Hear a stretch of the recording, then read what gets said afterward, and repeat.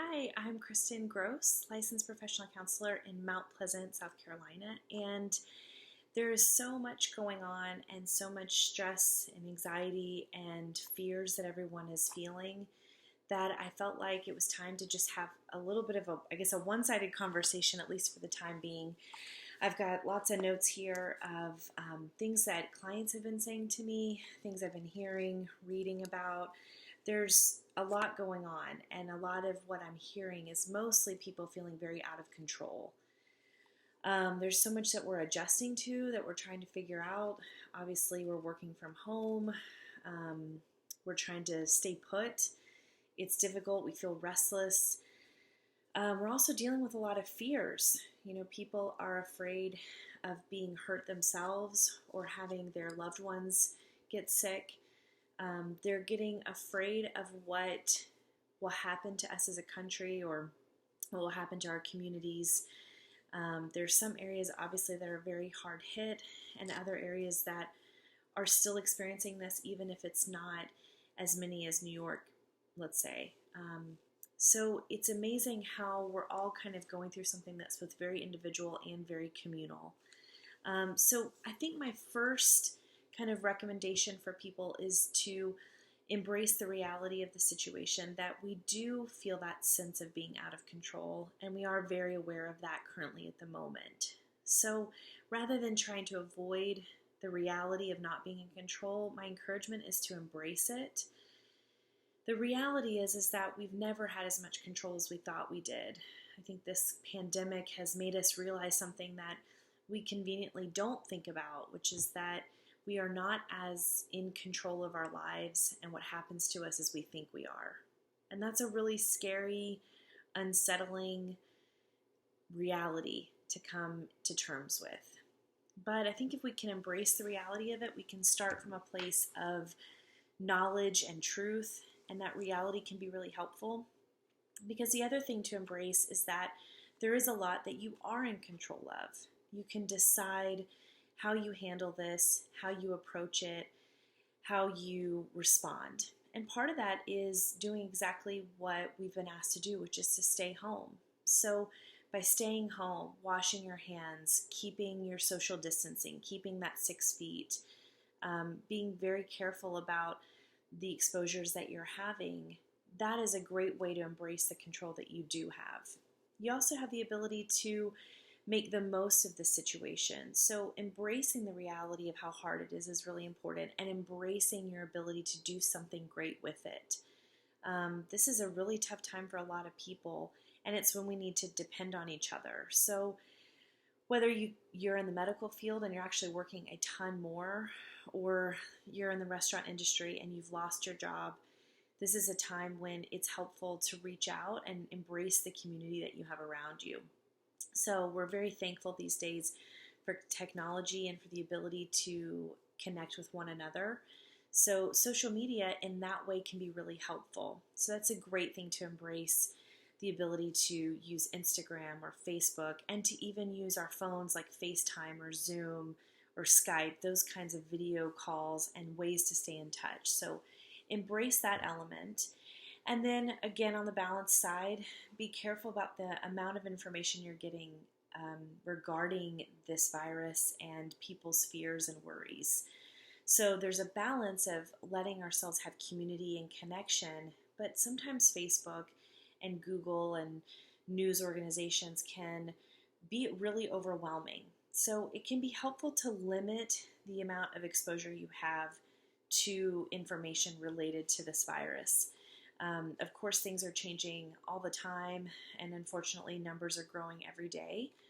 But if we can limit ourselves, maybe for you, you decide it's only once a day you're going to check a particular website, or once a day you're going to watch the news. I'd really encourage you to go to reputable organizations like the CDC. Maybe that's the place where you find the information that you need, or the guidelines specific to you, to your city, to your state. These are important things for you to consider about how much is really pushing you over the edge too far. And then the other thing to talk about is that Fear is a real part of this, and it's actually better for us to be honest about the fear that we have. In fact, not having fear in this situation would be more troubling than having fear. So if you're worried that you've got this big anxiety disorder now, I just want to kind of reassure you that most likely you don't. Most likely what you're experiencing is real fear and anxiety that's coming from us being completely thrown off from our norm and from what we've known and experienced, or what most of us even were aware was possible. So, if you've got some underlying anxiety or depression that you've been dealing with, of course, that's going to feel heightened. I also work with a lot of women that are prenatal or postnatal, and so those hormones and the shifts that happen for women who are about to give birth or have just had a baby, there's some real biological changes that are going to make all this feel a lot worse or a lot more magnified.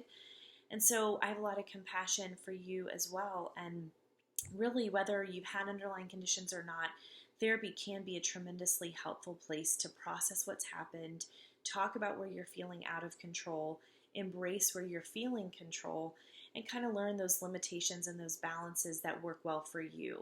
And so maybe that's a good note for us to end on, is that what's really important to remember is that you are a unique individual, and your story plays a very large role in how you experience all of this and what you kind of feel in response.